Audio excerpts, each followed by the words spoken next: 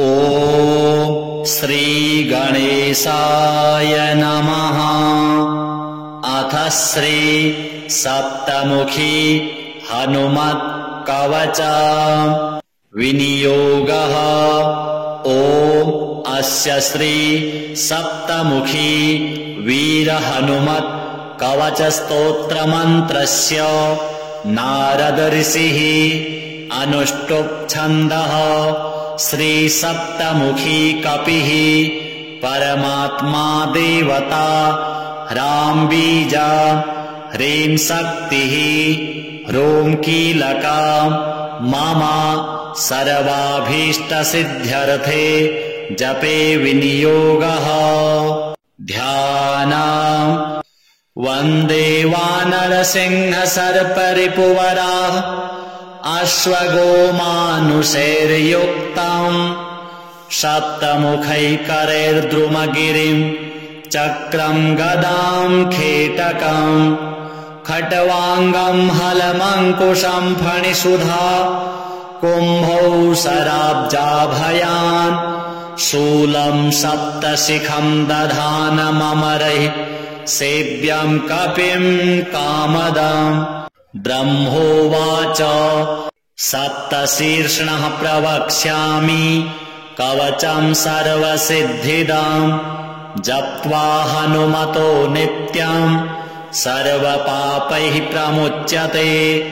सप्तस्वर्गपतिः पायात् शिखां मे मारुतात्मजः सप्तमूर्धा शिरो व्यान्मे सप्तार्चिर्भालदेशकम् त्रिः सप्तनेत्रो नेत्रेभ्यात् सप्तस्वर्गतिः श्रुति नासां सप्तपदार्थोऽव्यान् मुखं सप्तमुखोऽवतु सप्तजिह्वस्तु रसनां रदान् सप्तहयोऽवतु सप्तच्छन्दो हरिः पातु कण्ठं बाहुगिरिस्थितः करौ चतुर्दश करो भूधरो व्यान्ममाङ्गुलिः सप्तर्षिर्ध्यातो हृदयम् उदरं कुक्षिसागरः सप्तद्वीपपतिश्चित्तम्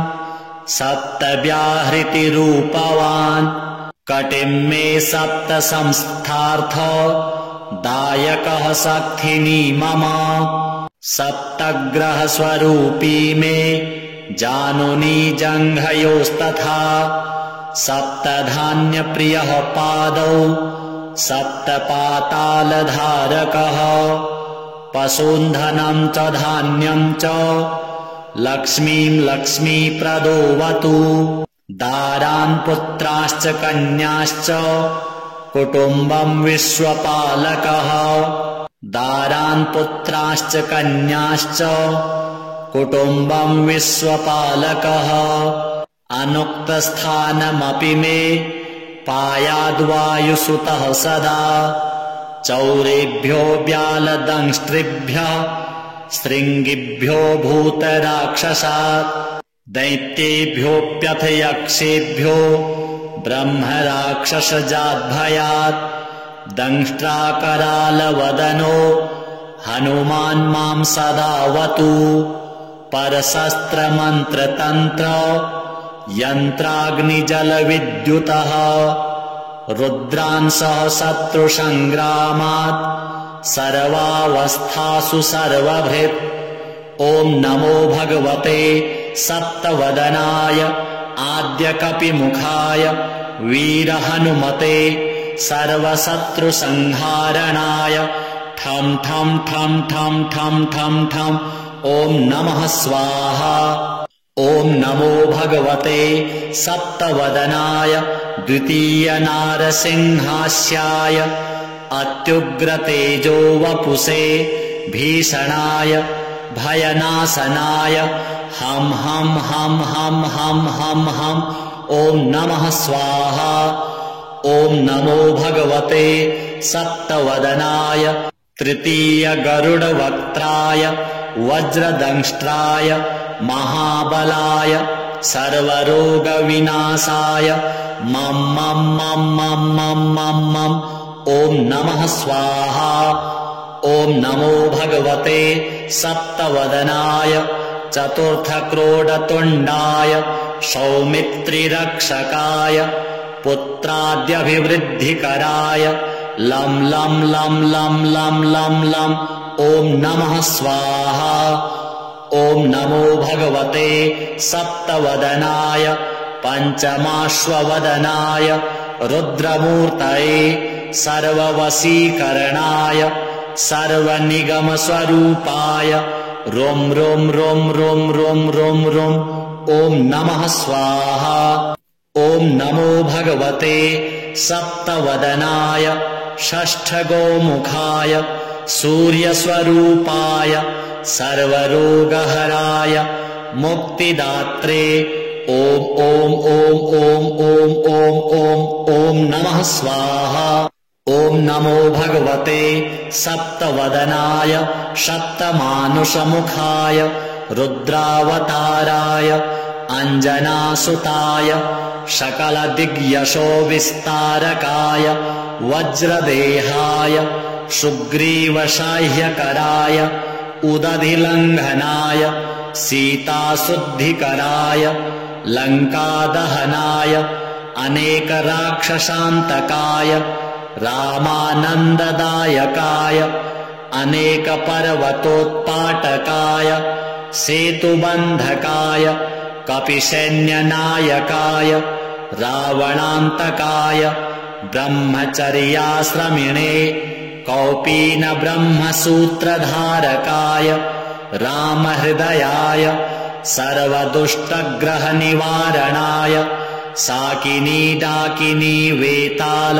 ब्रह्मराक्षस भैरवग्रह यक्षग्रह पिशाचग्रह ब्रह्मग्रह क्षत्रियग्रह वैश्यग्रह शूद्रग्रहान्त्यज ग्रहम्लेच्छग्रह सर्पग्रहोच्चाटकाय मम सर्वकार्यसाधकाय सर्वशत्रुसंहारकाय सिंहव्याघ्रादि दुष्टसत्त्वाकर्षकायै काहिकादिविध ज्वरछेदकाय परयन्त्रमन्त्रतन्त्रनाशकाय सर्वव्याधिनिकृन्तनाय सर्पादि सर्वस्थावर जङ्गमविषस्तम्भनकराय सर्वराजभय चोरभयाग्निभय प्रशमनाय आध्यात्मिक आधिदैविक आधिभौतिक तापत्रय निवारणाय सर्वविद्या सर्वसम्पत् सर्वपुरुषार्थदायकाय असाध्यकार्यसाधकाय सर्ववरप्रदाय सर्वाभीष्टकराय ॐ ह्रां ह्रीं ह्रूं ह्रैं ह्रौं ह्रः ॐ नमः स्वाहा। यैदं कवचं नित्यं सप्तास्यस्य हनुमतः त्रिसन्ध्यां जपते नित्यं सर्वशत्रुविनाशनं पुत्रपौत्रप्रदं सर्वं सम्पद्राज्यप्रदं परं सर्वरोगहरं चायुः कीर्तिदं पुण्यवर्धनं राजानं सवसं नीत्वा त्रैलोक्यविजयी भवेत्। इदं हि परमं गोप्यं देयं भक्तियुताय च न देयं भक्तिहीनाय दत्त्वा सौनिरयं व्रजेत्। नामानि सर्वाण्यपवर्गदानि रूपाणि विश्वानि च यस्य सन्ति कर्माणि देवैरपि दुर्घटानि तं मारुतिं सप्तमुखं प्रपद्ये। श्रीहनुमद्देवार्पणमस्तु। वन्दे वानरसिंहसर्परिपुवराः अश्वगोमानुषैर्युक्तम् सप्तमुखैकरैर्द्रुमगिरिं चक्रं गदां खेटकं खट्वाङ्गं हलमङ्कुशं फणिसुधा कुम्भौ शराब्जाभयान् शूलं सप्तशिखं दधानममरैः सेव्यं कपिं कामदम्। ब्रह्मोवाच सप्तशीर्ष्णः प्रवक्ष्यामि कवचं सर्वसिद्धिदं जप्त्वा हनुमतो नित्यं सर्वपापैः प्रमुच्यते। सप्तस्वर्गपतिः पायात् शिखां मे मारुतात्मजः। सप्तमूर्धा शिरो व्यान्मे सप्तार्चिर्भालदेशकम्। त्रिः सप्तनेत्रो नेत्रेभ्यात् सप्तस्वर्गतिः श्रुति। नासां सप्तपदार्थोऽव्यान् मुखं सप्तमुखोऽवतु। सप्तजिह्वस्तु रसनां रदान् सप्तहयोऽवतु। सप्तच्छन्दो हरिः पातु कण्ठं बाहुगिरिस्थितः। करौ चतुर्दशकरो भूधरो व्यान्ममाङ्गुलिः। सप्तर्षिर्ध्यातो हृदयम् उदरं कुक्षिसागरः। सप्तद्वीपपतिश्चित्तम् सप्तव्याहृतिरूपवान्। कटिं मे सप्त संस्थार्थ दायकः सखिनी मम। सप्तग्रहस्वरूपी मे जानुनी जङ्घयोस्तथा। सप्तधान्यप्रियः पादौ सप्तपातालधारकः। पशून्धनं च धान्यं च लक्ष्मीं लक्ष्मीप्रदोऽवतु। दारान् पुत्राश्च कन्याश्च कुटुम्बं विश्वपालकः। दारान् पुत्राश्च कन्याश्च कुटुम्बं विश्वपालकः। अनुक्तस्थानमपि मे पायाद्वायुसुतः सदा। चौरेभ्यो व्यालदंष्ट्रिभ्यः शृङ्गिभ्यो भूतराक्षसात्। दैत्येभ्योऽप्यथ यक्षेभ्यो ब्रह्मराक्षसजाद्भयात्। दंष्ट्राकरालवदनो हनुमान् मां सदावतु। परशस्त्रमन्त्रतन्त्र यन्त्राग्निजलविद्युतः। रुद्रांशः शत्रुसङ्ग्रामात् सर्वावस्थासु सर्वभृत्। ॐ नमो भगवते सप्तवदनाय आद्यकपिमुखाय वीरहनुमते सर्वशत्रुसंहारणाय। ठं ठं ठं ठं ठं ठं ठं ॐ नमः स्वाहा। ॐ नमो भगवते सप्तवदनाय द्वितीयनारसिंहास्याय अत्युग्रतेजो वपुषे भीषणाय भयनाशनाय। हं हं हं हं हं हं हं ॐ नमः स्वाहा। ॐ नमो भगवते सप्तवदनाय तृतीयगरुडवक्त्राय वज्रदंष्ट्राय महाबलाय सर्वरोगविनाशाय। मं मं मं मं मं मं मं ॐ नमः स्वाहा। ॐ नमो भगवते सप्तवदनाय चतुर्थक्रोडतुण्डाय सौमित्रिरक्षकाय पुत्राद्यभिवृद्धिकराय। लं लं लं लं लं लं लं ॐ नमः स्वाहा। ॐ नमो भगवते सप्तवदनाय पञ्चमाश्ववदनाय रुद्रमूर्तये सर्ववशीकरणाय सर्वनिगमस्वरूपाय। रों रों रों रों रों रों रों ॐ नमः स्वाहा। ॐ नमो भगवते सप्तवदनाय षष्ठगोमुखाय सूर्यस्वरूपाय सर्वरोगहराय मुक्तिदात्रे। ॐ ॐ ॐ ॐ ॐ ॐ ॐ ॐ नमः स्वाहा।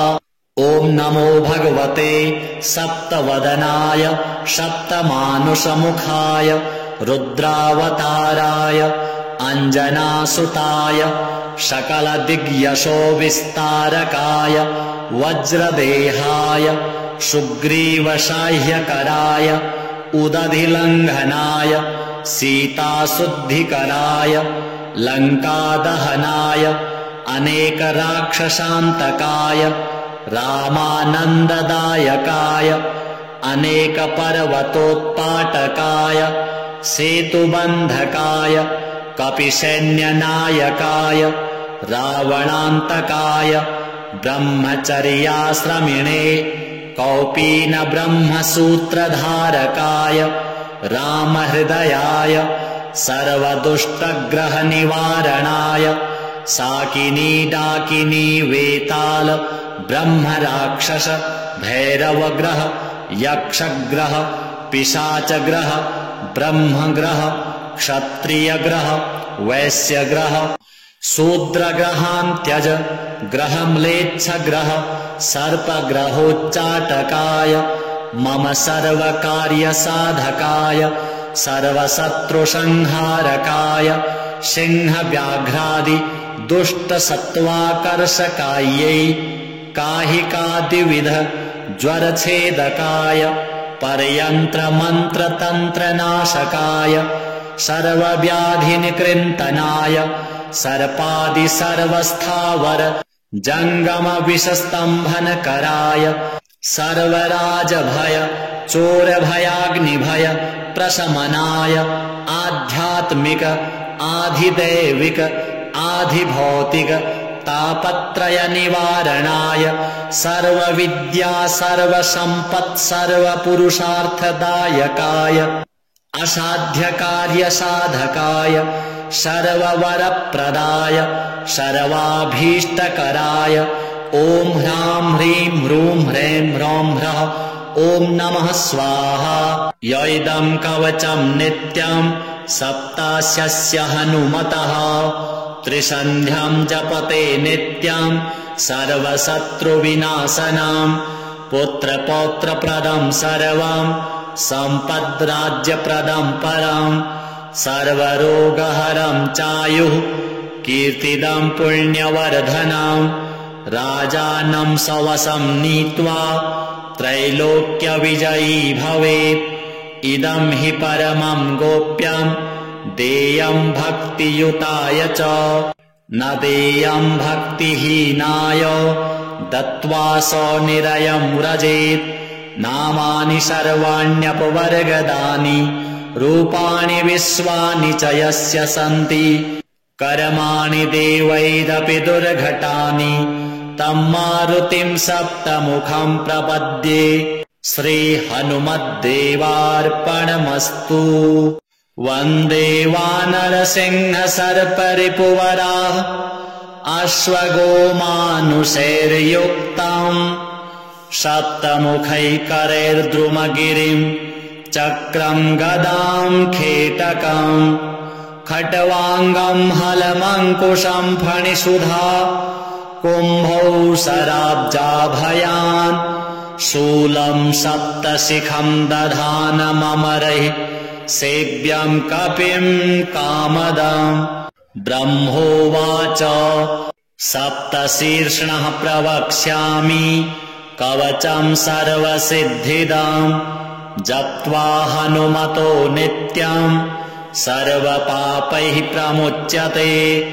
सप्तस्वर्गपतिः पायात् शिखां मे मारुतात्मजः सप्तमूर्धा शिरो व्यान्मे सप्तार्चिर्भालदेशकं त्रिः सप्तनेत्रो नेत्रेव्यात् सप्तस्वर्गतिः श्रुति नासां सप्तपदार्थोऽव्यान् मुखं सप्तमुखोऽवतु सप्तजिह्वस्तु रसनां रदान् सप्तहयोऽवतु सप्तच्छन्दो हरिः पातु कण्ठं बाहुगिरिस्थितः करौ चतुर्दशकरो भूधरो व्यान्ममाङ्गुलिः सप्तर्षिर्ध्यातो हृदयम् उदरं कुक्षिसागरः सप्तद्वीपपतिश्चित्तं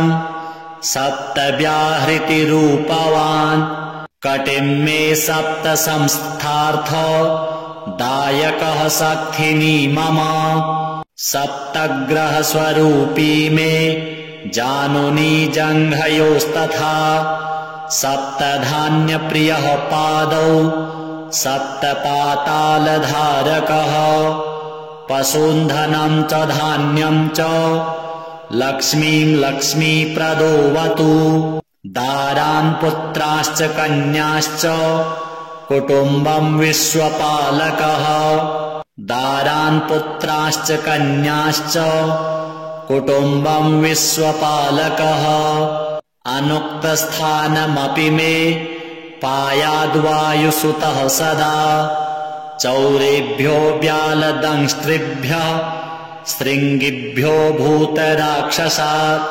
दैत्येभ्योऽप्यथ यक्षेभ्यो ब्रह्मराक्षसजाद्भयात् दंष्ट्राकरालवदनो हनुमान् मां सदावतु परशस्त्रमन्त्रतन्त्र यन्त्राग्निजलविद्युतः रुद्रांसः शत्रुसङ्ग्रामात् सर्वावस्थासु सर्वभृत् ॐ नमो भगवते सप्तवदनाय आद्यकपिमुखाय वीरहनुमते सर्वशत्रुसंहारणाय ठं ठं ठं ठं ठं ठं ठं ॐ नमः स्वाहा ॐ नमो भगवते सप्तवदनाय द्वितीयनारसिंहास्याय अत्युग्रतेजो वपुषे भीषणाय भयनाशनाय हं हं हं हं हं हं हं ॐ नमः स्वाहा ॐ नमो भगवते सप्तवदनाय तृतीयगरुडवक्त्राय वज्रदंष्ट्राय महाबलाय सर्वरोगविनाशाय मं मं मं मं मं मं मं ॐ नमः स्वाहा ॐ नमो भगवते सप्तवदनाय चतुर्थक्रोडतुण्डाय सौमित्रिरक्षकाय पुत्राद्यभिवृद्धिकराय लं लं लं लं लं लं लं ॐ नमः स्वाहा ॐ नमो भगवते सप्तवदनाय पञ्चमाश्ववदनाय रुद्रमूर्तये सर्ववशीकरणाय सर्वनिगमस्वरूपाय रों रों रों रों रों रों रों ॐ नमः स्वाहा ॐ नमो भगवते सप्तवदनाय षष्ठगोमुखाय सूर्यस्वरूपाय सर्वरोगहराय मुक्तिदात्रे ॐ ॐ ॐ ॐ ॐ ॐ ॐ ॐ नमः स्वाहा ॐ नमो भगवते सप्तवदनाय सप्तमानुषमुखाय रुद्रावताराय अञ्जनासुताय सकलदिग्यशो विस्तारकाय वज्रदेहाय सुग्रीवसाह्यकराय उदधिलङ्घनाय सीताशुद्धिकराय लङ्कादहनाय अनेकराक्षसान्तकाय रामानन्ददायकाय अनेकपर्वतोत्पाटकाय सेतुबन्धकाय कपिसैन्यनायकाय रावणान्तकाय ब्रह्मचर्याश्रमिणे कौपीनब्रह्मसूत्रधारकाय रामहृदयाय सर्वदुष्टग्रहनिवारणाय साकिनी डाकिनी वेताल ब्रह्मराक्षस भैरवग्रह यक्षग्रह पिशाचग्रह ब्रह्मग्रह क्षत्रियग्रह वैश्यग्रह शूद्रग्रहान् त्यज ग्रहम्लेच्छग्रह सर्पग्रहोच्चाटकाय मम सर्वकार्यसाधकाय सर्वशत्रुसंहारकाय सिंहव्याघ्रादि दुष्टसत्त्वाकर्षकायै काहिकादिविध ज्वरछेदकाय परयन्त्रमन्त्रतन्त्रनाशकाय सर्वव्याधिनिकृन्तनाय सर्पादि सर्वस्थावर जङ्गमविषस्तम्भनकराय सर्वराजभय चोरभयाग्निभय प्रशमनाय आध्यात्मिक आधिदैविक आधिभौतिक तापत्रय निवारणाय सर्वविद्या सर्वसम्पत् सर्वपुरुषार्थदायकाय असाध्यकार्यसाधकाय सर्ववरप्रदाय सर्वाभीष्टकराय ॐ ह्रां ह्रीं ह्रूं ह्रैं ह्रौं ह्रः ॐ नमः स्वाहा।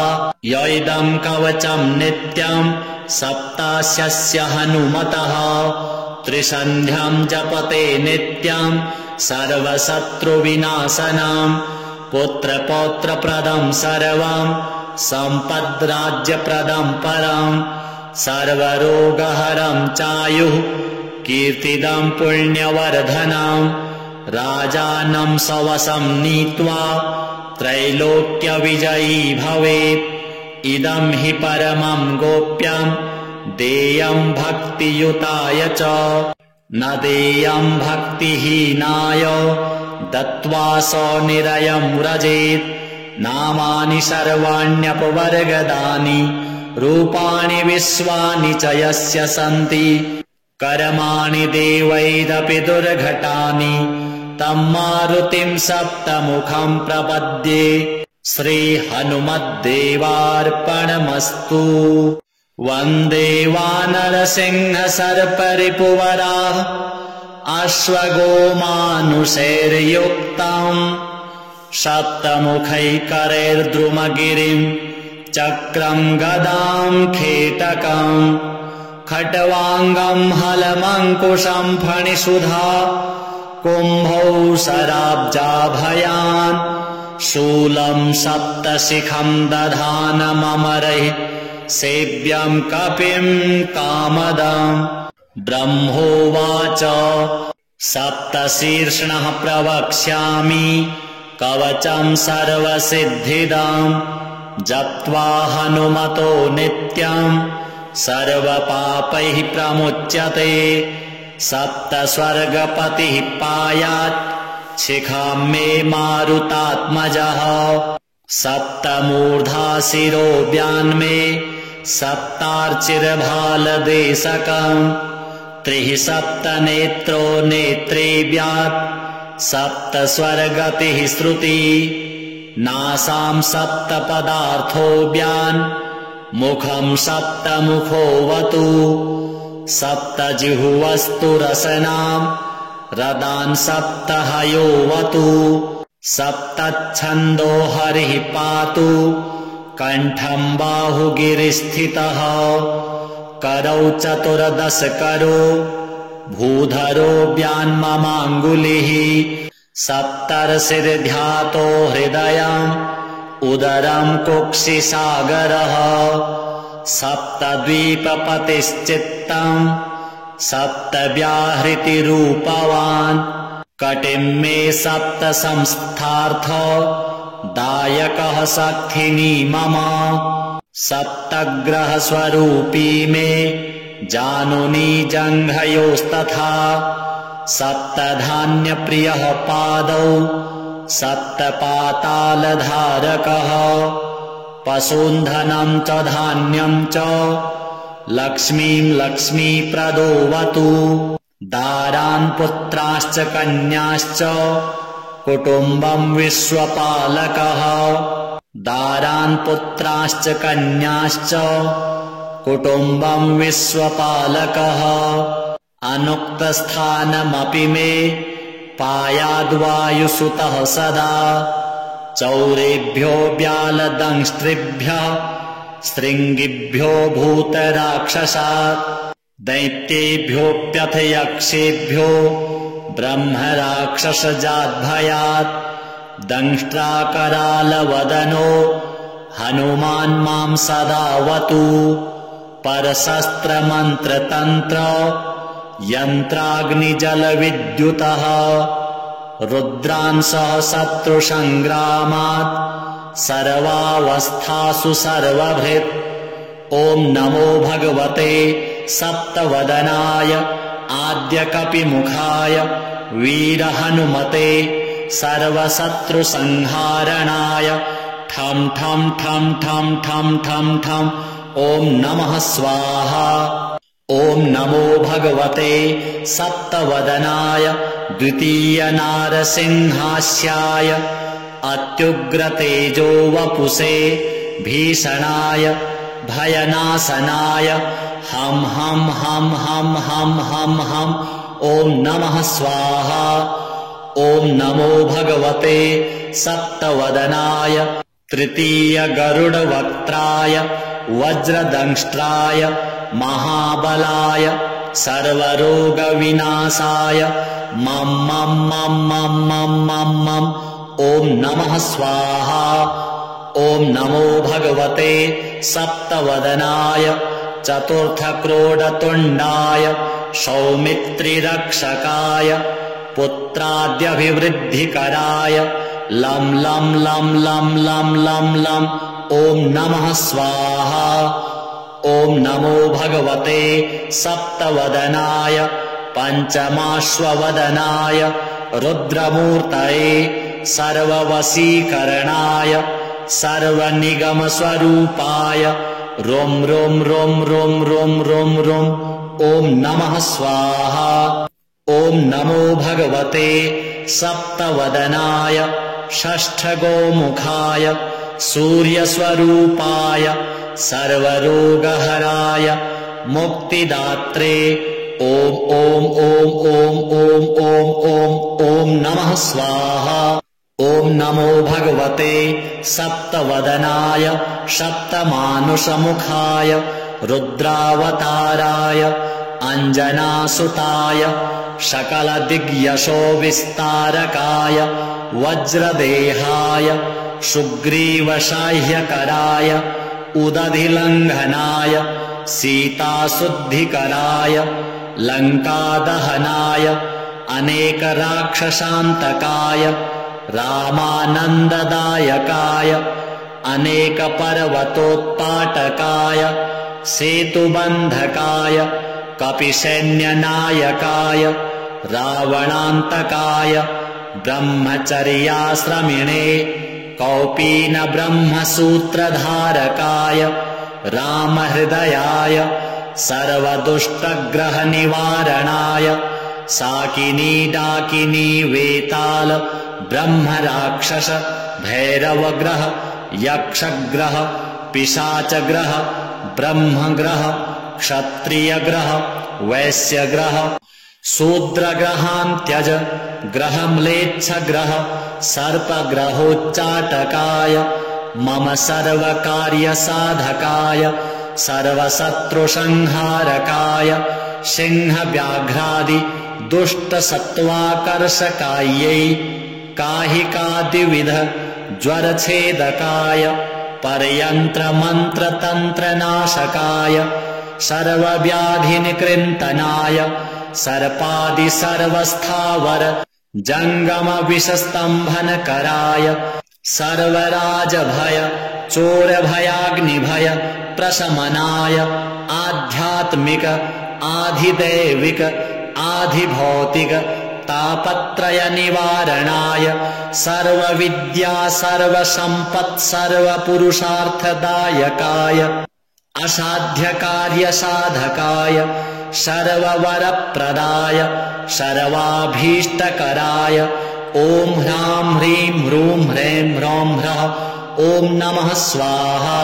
यैदं कवचं नित्यं सप्तास्यस्य हनुमतः त्रिसन्ध्यां जपते नित्यं सर्वशत्रुविनाशनां पुत्रपौत्रप्रदं सर्वं सम्पद्राज्यप्रदं परं सर्वरोगहरं चायुः कीर्तिदं पुण्यवर्धनं राजानं सवसं नीत्वा त्रैलोक्यविजयी भवेत्। इदं हि परमं गोप्यं देयं भक्तियुताय च न देयं भक्तिहीनाय दत्त्वा सनिरयं व्रजेत्। नामानि सर्वाण्यपवर्गदानि रूपाणि विश्वानि च यस्य सन्ति कर्माणि देवैरपि दुर्घटानि तं मारुतिं सप्तमुखं प्रपद्ये। श्रीहनुमद्देवार्पणमस्तु।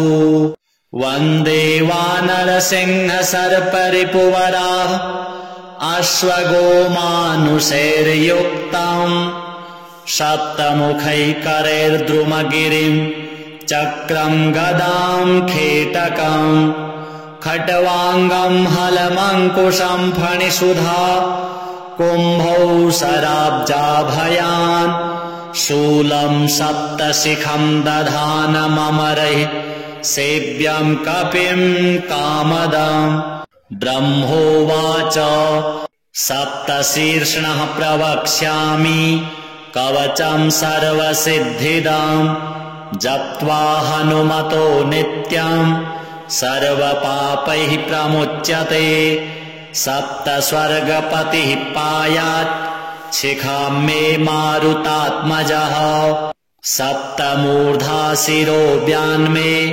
सप्तार्चिर्भालदेशकम् त्रिः सप्तनेत्रो नेत्रेव्यात् सप्तस्वर्गतिः श्रुति नासां सप्तपदार्थो व्यान् मुखम् सप्तमुखोऽवतु सप्तजिह्वस्तु रसनाम् रदान् सप्तहयोऽवतु सप्तच्छन्दो हरिः पातु कण्ठम् बाहुगिरिस्थितः करौ चतुर्दशकरो भूधरो व्यान्ममाङ्गुलिः सप्तर्षिर्ध्यातो हृदयम् उदरम् कुक्षिसागरः सप्तद्वीपपतिश्चित्तम् सप्तव्याहृतिरूपवान् कटिम् मे सप्त संस्थार्थ दायकः सखिनी मम सप्तग्रहस्वरूपी मे जानुनी जङ्घयोस्तथा सप्तधान्यप्रियः पादौ सप्तपातालधारकः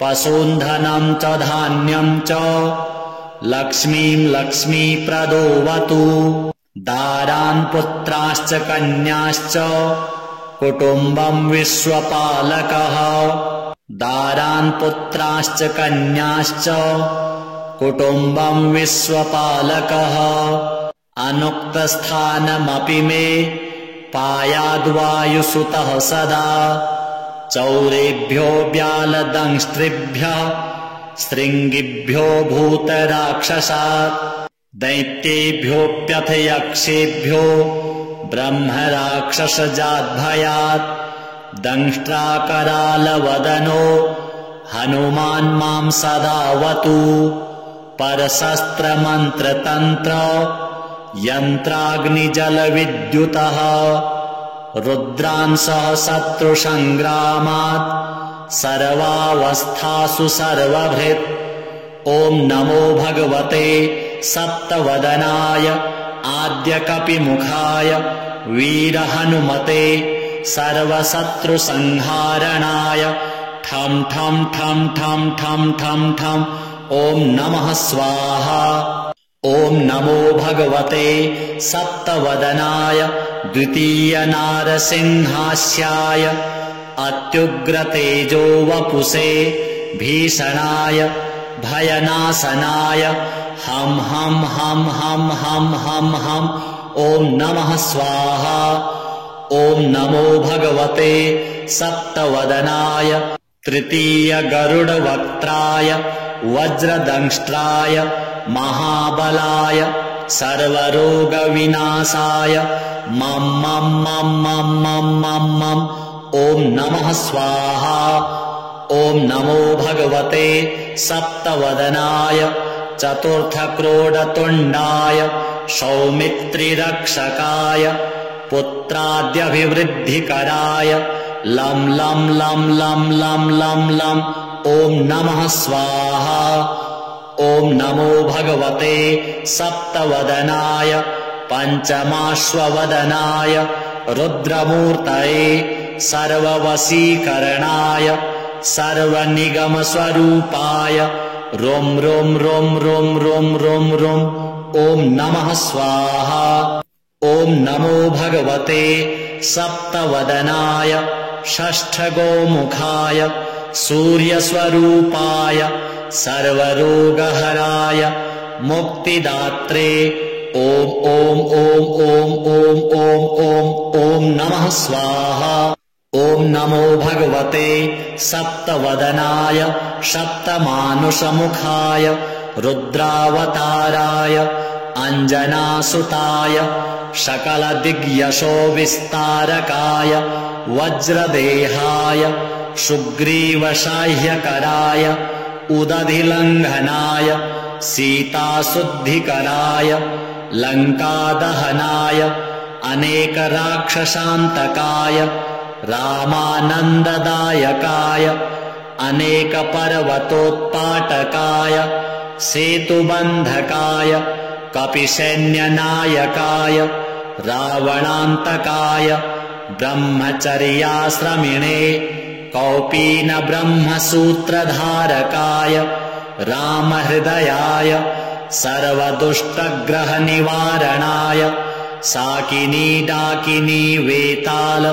ब्रह्मराक्षस भैरवग्रह यक्षग्रह पिशाचग्रह ब्रह्मग्रह क्षत्रियग्रह वैश्यग्रह शूद्रग्रहान्त्यज ग्रहम्लेच्छग्रह सर्पग्रहोच्चाटकाय मम सर्वकार्यसाधकाय सर्वशत्रुसंहारकाय सिंहव्याघ्रादि दुष्टसत्त्वाकर्षकायै काहिकादिविध ज्वरछेदकाय परयन्त्रमन्त्रतन्त्रनाशकाय सर्वव्याधिनिकृन्तनाय सर्पादि सर्वस्थावर जङ्गमविषस्तम्भनकराय सर्वराजभय चोरभयाग्निभय प्रशमनाय आध्यात्मिक आधिदैविक आधिभौतिक तापत्रय निवारणाय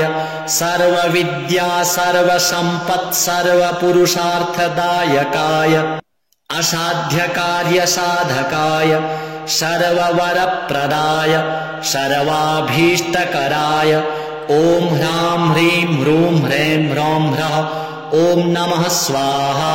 यैदं कवचं नित्यं सप्तास्यस्य हनुमतः त्रिसन्ध्यां जपते नित्यं सर्वशत्रुविनाशनं पुत्रपौत्रप्रदं सर्वं सम्पद्राज्यप्रदं परं सर्वरोगहरं चायुः कीर्तिदं पुण्यवर्धनं राजानं सवसं नीत्वा त्रैलोक्यविजयी भवेत्।